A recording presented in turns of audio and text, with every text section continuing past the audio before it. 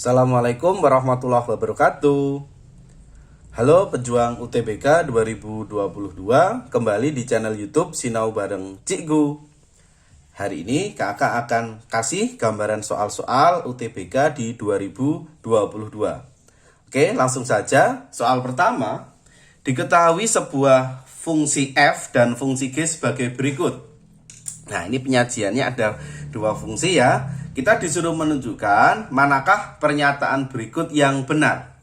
Oke, langsung saja kita cek untuk yang pernyataan pertama. F bundaran G0 hasilnya adalah min 2. Nah, artinya apa? Kalau dalam fungsi komposisi, lihatlah fungsi yang paling belakang dulu. Nah, siapa nih yang belakang? Di depan ada F, di belakang ada G. Berarti kita mulai dari fungsi G-nya dulu. Oke ya, kita lihat G0. Oke, kita lihat G0. Nah, di sini. Oke, G0 saat X-nya 0. Oke ya, kakak tuliskan di sini. Saat X-nya 0, nah, itu kan hasilnya adalah 2. Oke ya. Berarti artinya apa? G0 hasilnya 2. Oke, kalau sudah, lihatlah depannya. Depannya siapa nih? Depannya adalah fungsi F. Oke, perhatikan fungsi F. Karena 0 ini memetakan fungsi ke angka 2. Berarti kita lihat fungsi F yang depannya adalah 2. Nah, ini ya. Berarti kita padukan, ini adalah 2, min 2. Jadi intinya kita mencari kesamaannya. Di 0 memetakan kedua, terus di sini kita lanjutkan 2, min 2. Jadi intinya kita cari yang sama. Nah, artinya apa? Di saat X-nya 0 hasilnya adalah min 2. Berarti cocok. 0 memetakan ke min 2. Gitu ya. Jadi pernyataan 1 oke. Oke, kita lihat berikutnya yang persamaan kedua. G bundaran F1. Yuk kita lihat dulu saat X-nya adalah 1. Saat X-nya 1 berarti hasilnya adalah 3.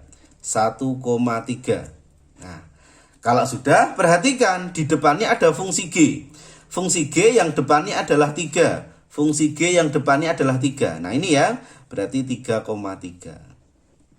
Oke, ini 3, ini 3.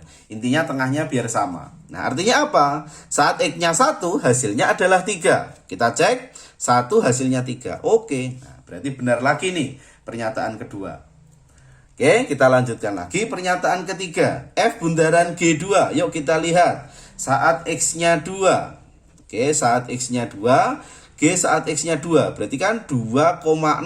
Nah, 2,0. Kita lihat fungsi F yang depannya 0. Nah, ini 0, min 1. 0, min 1. Nah, berarti hasilnya apa? 2 memetakan ke min 1. 2 min 1. Oke, pernyataan 3 juga benar.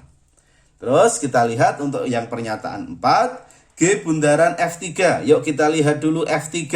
Nah, berapa nih F3? Oke, F3 itu kan hasilnya 4. Oke, kita lihat saat G-nya 4. Ada nggak nih saat G-nya 4? Nah, ternyata 4-nya nggak ada. Di sini kan nggak ada. Nah, artinya apa? Kalau 4-nya nggak ada, berarti tidak memenuhi. Tidak memenuhi. Oke, tidak ada nilai dari G bundaran F3. Berarti kalau G bundaran F3 sama dengan 0, salah ya. Karena di sini tidak memenuhi atau tidak ada bilangan yang sesuai. Oke, berarti pernyataan 4 salah. Nah, artinya apa? Kita dapatkan pernyataan 1, 2, dan 3. Oke, 1, 2, dan 3, yaitu pilihannya adalah yang A. Oke, kita lanjutkan untuk soal berikutnya. Diketahui persamaan berikut. X plus 2Y sama dengan A. Oke, kita tulis dulu. X tambah 2Y sama dengan A. Terus persamaan kedua adalah 2X dikurangi Y sama dengan 3. Oke, terus keterangannya. Jika A adalah bilangan positif. Oke, A adalah bilangan positif. Bilangan positif terkecil sehingga penyelesaian persamaan tersebut adalah bilangan bulat. Nah, artinya apa penyelesaiannya? Berarti nanti X-nya itu harus ketemu bilangan bulat dan Y-nya juga harus bilangan bulat. Dengan syarat A-nya tadi adalah positif terkecil. Positif terkecil. Oke ya, coba nih kita cari penyelesaiannya. Ingat intinya kalau dalam sistem persamaan linier kita harus mengeliminasi ya atau mensubstitusi. Oke, kita bisa samakan X-nya atau samakan Y-nya, terserah ya. Ini kalau saya samakan Y-nya aja, ini kali 1, yang bawah kali 2. Oke, kita dapatkan persamaannya adalah X tambah 2Y sama dengan A.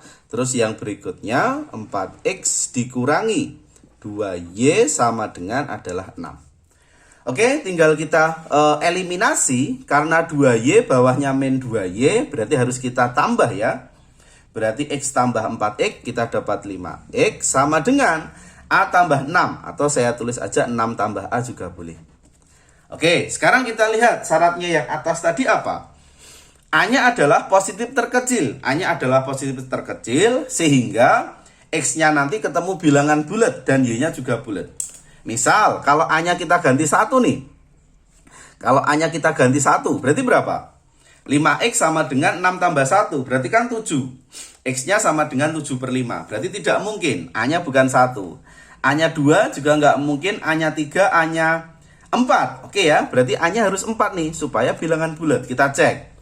6 tambah A, 6 tambah A kan 10. Nah, berarti 5X sama dengan 10, nanti bilangan bulat. Oke, bisa juga supaya bulat, nanti A-nya adalah 9 nih. A-nya 4, A-nya 9. Ya, dan seterusnya. Tapi ingat, yang kita cari yang terkecil, berarti pilihlah A-nya sama dengan 4, karena yang terkecil. Oke ya, nanti kita dapatkan 5X sama dengan 6 tambah 4 adalah 10. Berarti X-nya sama dengan 2. Nah, ini kan bilangan bulat. Oke, logikanya kalau X-nya bulat, berarti nanti Y-nya juga ketemu bilangan bulat. Y-nya pasti nanti juga bilangan bulat. Oke ya, berarti kita bisa lihat, tadi A-nya adalah positif terkecil. Kita lihat untuk pembanding P sama Q. P sama dengan A, berarti A-nya tadi berapa nih? Karena A-nya terkecil adalah 4. Oke, dan Q-nya berapa nih? Q-nya diketahui juga 4. Nah, artinya apa? Kita lihat untuk jawaban yang sesuai adalah yang C. P sama dengan Q. Oke, kita lanjutkan. Diketahui matrik A dan B dengan perkalian AB-nya juga diketahui. Oke, bisa kita tulis dulu ya. A kali B, oke, sama dengan adalah 10 A 14 sama B. Oke, kita tuliskan untuk matrik A-nya, anggotanya adalah A 1B2. Kita kalikan dengan A110. Oke, sama dengan hasilnya adalah 10A14 sama B. Oke, kita bisa kalikan dulu. Ingat, syarat dari perkalian matrik adalah baris kalikan kolom ya. Oke, mendatar dikalikan nanti yang unsur tegaknya. Oke, kita dapatkan berapa yuk? A kali A berarti kan A kuadrat. 1 kali 1 berarti plus 1. Gitu ya. Terus A kali 1 berarti A ditambahkan 1 kali 0, yaitu hasilnya 0. Oke, persamaan bawah A kali B berarti AB ditambahkan 2 kali 1 yaitu 2. Terus persamaan sebelahnya B kali 1B ditambah 2 kali 0 berarti hasilnya 0. Oke, sama dengan kita dapatkan 10 A14 sama B. Gitu ya. Kita bisa sederhanakan lagi, berarti kan A kuadrat plus 1 ini AB plus 2 ya. Oke, di sini tadi kan berarti A saja sama B saja, gitu aja langsung. Sama dengan 10 A14 sama B. Oke, nah dari persamaan berikut kita sesuaikan saja. Berarti kan artinya A kuadrat plus 1 nilainya sama dengan 10. Kita tulis A kuadrat plus 1 sama dengan 10. Berarti A kuadrat adalah 9. Nah, ingat bilangan kuadrat itu kalau kita pindah ruas jadinya plus minus akar. Ya, plus minus akar 9. Berarti kita dapatkan A-nya plus dari akar 9 yaitu 3. Atau yaitu minus dari akar 9 yaitu minus 3. Oke, kita tuliskan lagi yang persamaan bawahnya. Oke, didapat AB plus 2 hasilnya adalah 14. Berarti AB-nya sama dengan 12. Oke, kita punya tadi A-nya adalah 3 ya. Saat A-nya 3. Oke, kita tulis saat A-nya 3. Berarti kan 3 kali B sama dengan 12. Berarti B sama dengan 4. Saat A-nya min 3. Kita masukkan min 3B sama dengan 12. Berarti B-nya adalah min min 4. Kita tuliskan ya, berarti A-nya 3, tadi B-nya 4. Saat A-nya min 3, B-nya adalah minus 4. Oke, dari informasi berikut kita sesuaikan ya sama yang dicari. Hubungan yang benar antara P dan Q. P itu apa? P itu adalah A plus B. P sama dengan A plus B. Berapa nih A plus B-nya? 3 sama 4 berarti 7. Oke, di sini juga A plus B-nya min 3 sama min 4. Berarti hasilnya min 7. Kita masukkan ya, berarti A plus B-nya itu bisa 7 atau min 7. Nah, kesimpulannya apa? Kalau kita lihat P sama dengan Q itu benar saat X-nya, saat A plus B-nya 7 saja. Padahal di sini kan ada dua nilai, bisa 7 sama min 7. Nah, karena jawabannya tidak konsisten, berarti kita simpulkan yang D ya, informasi tidak cukup atau tidak dapat disimpulkan. Karena bisa sama dengan atau A plus B-nya atau P-nya kurang dari Q-nya. Itu ya. Oke, berikutnya 5 bilangan positif mempunyai modus tunggal. Oke, modus tunggal yaitu nilainya adalah 8. Berapa jangkauan dari kelima bilangan tersebut? Oke ya, informasinya tadi modusnya adalah 8. Modus sama 8, modusnya tunggal. Oke, berapakah jangkauannya? Jangkauan itu kan nilai terbesar kurangi nilai terkecil. Berarti kan X5 kurangi X1-nya nanti berapa? Oke, putuskan apakah pernyataan 1 dan 2 cukup nih untuk menjawab pertanyaannya. Oke, kita misalkan dulu pernyataan 1 nih. Pernyataan 1 kan rata-rata 5 ya. Berarti kan X1 tambah X2 tambah X3 tambah X4 tambah X5 dibagi dengan 5 sama dengan adalah 5. Ini adalah rumusnya rata-rata ya. Jumlahkan data dibagi banyak data sama dengan 5 diketahui. Berarti kan X1, X2, X3, X4, X5 sama dengan adalah 20, 25. Oke, kita bisa misalkan ya, ini X8-nya kakak pilih, X4-nya kakak pilih 8, X5-nya kakak pilih 8. Karena saya ingin mencari modusnya tunggal tadi. 8 sama 8 kan sudah 16 ya, sudah 16, berarti kan ini hasilnya harus 9 ya, harus 9. Oke, berarti kita tuliskan misalnya ini 1, ini 2, ini kan sudah 3, berarti kan ini harus 6. Oke ya, 9 ditambahkan 16, berarti kan 25. Dari informasi ini berapa nih jangkauannya? Nah, jangkauannya kan 8 kurangin 1, 8 kurangin 1 adalah 7. Tapi ingat, kan tidak cuma ini aja, jadi kita bisa punya kemungkinan lain. Misalnya 88, ini kakak tulis aja misalnya 1, ini 3, ini misalnya 5, kan boleh saja. Yang penting tadi modusnya tunggal, yaitu modusnya 8, rata-ratanya tetap 5 tadi ya. Ini berarti kalau kita tulis, maksud kakak tadi misalnya ini bukan 1 ya, kalau ini kakak ganti 2, kan juga enggak apa-apa. 2, nanti misalnya ini 3, ini misalnya 4, kan enggak masalah. 2, 3, 5, 5 tambah 4, 9. Oke ya, sama 9 sama 16, totalnya adalah 25 cocok.